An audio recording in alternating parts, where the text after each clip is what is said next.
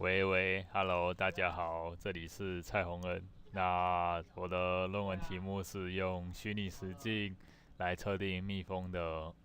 深度知觉。好，那我的实验的目的主要就是看说蜜蜂它到底有没有我们所谓的透视法这样的深度知觉。那我的实验方法主要分成两种，一种是让蜜蜂在一个自由飞行的环境中，那另外一个是把蜜蜂固定起来，固定在两个荧幕之间。那可以看到左下角就是我们第一个 free flying 的实验，右下角是我们固定蜜蜂的实验。那 free flying 的实验主要就是我们用糖水盒把蜜蜂吸引到一个 Y 字形的迷宫里面，那训练蜜蜂看着 B 的图形来决定它要向左转还是向右转。那选对的话，它就可以得到糖水的 reward；选错的话，就什么都没有。那这个是实际的图片，我们可以看到说，蜜蜂进来之后可以往左飞和往右飞，然后左边跟右边各有一个盒子。选对的地方会有糖水盒，那选错的地方就什么都没有。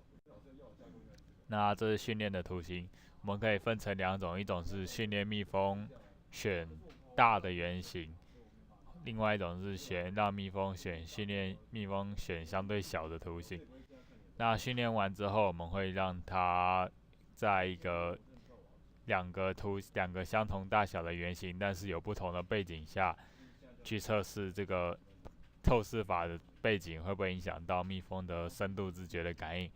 那如果说蜜蜂觉得一个图形比较远，那它应该会觉得那个图形比较大。如果蜜蜂觉得一个东西比较近的话，它会觉得那个东西会比较小。那另外一个实验是固定实验，我们是把蜜蜂放在两个平行的荧幕中间，并且产生影像的刺激，然后看蜜蜂相对的飞行反应。我们使用 Unity 3D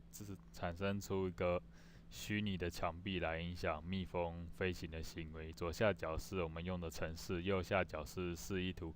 黑色的框框代表我们固定的荧幕，那红色的带有 grafting 的框框代表我们的虚拟墙壁。这是我们固定蜜蜂用的固定器，我们只保留 posterior 跟 anterior 这个走向的自由度，所以当蜜蜂向左转的时候，会呈现逆时针旋转；当蜜蜂想要向右转的时候，会呈现顺时钟旋转。我将蜜蜂背上的碳纤维杆分别涂成粉红色及浅蓝色各半。那侦测的时候，便是侦测粉红色的中心以及浅蓝色的中心，并把两个中心连线的角度视作蜜蜂身体的角度。我们要看的变相有三个，一个是不同角度透视法造成蜜蜂飞行的影响，以及第二个是不同的距离对蜜蜂的影响，以及第三个是不同的虚拟墙壁上不同的grafting size 造成的影响。这个实验是探讨不同的角度的透视法对于蜜蜂飞行的影响。左边是在不同角度下荧幕上面产生的图形，右边是我们要考虑到是不是摆放不同位置，蜜蜂会对这个透视法的图形产生不同的反应，所以我们分为 A 跟 B 两点，分别是在荧幕的后方以及荧幕的前方。那我们同时还要考虑到是不同距离对于蜜蜂飞行的影响，所以我们改变了虚拟墙壁对于蜜蜂的距离。那图的上方是 Ctrl 组，下方是改变距离后造成的结果。那在荧幕上显示出来的样子是 Angular Velocity 的改变。图中是探讨不同大小的 grafting 对蜜蜂飞行造成的影响。那最后在荧幕上面显示出来的是不同 spatial frequency 上的改变。那这个影片是蜜蜂的飞行反应的 demo。在图中可以看到说，当 grafting 往蜜蜂的方向飞行的时候，蜜蜂的肚子会举起来，并且会有拍翅膀的反应。那当 Grafting 则是远离蜜蜂的时候，蜜蜂会把肚子收起来，那它可能同时会有拍翅膀的反应，或者是它也可能会停止飞行的反应。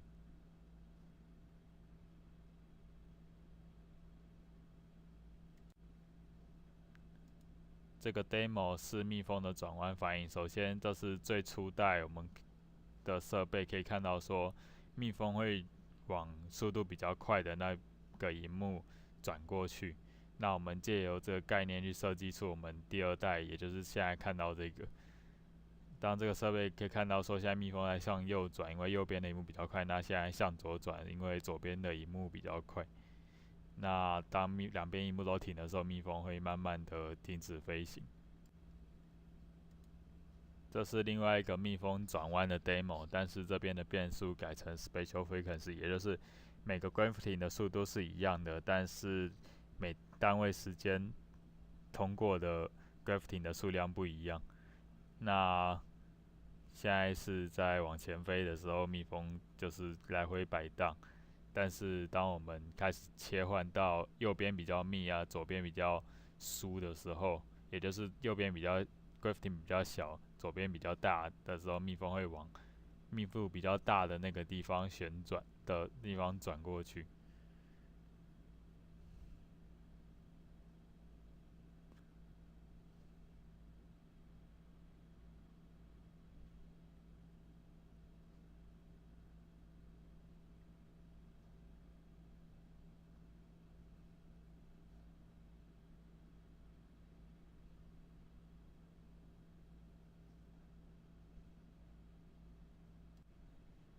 这是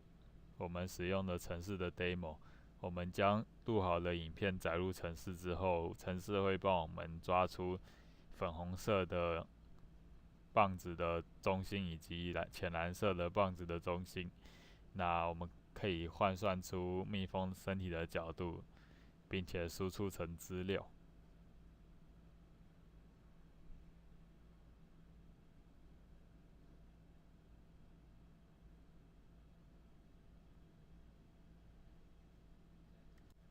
好，大概是这样，谢谢大家。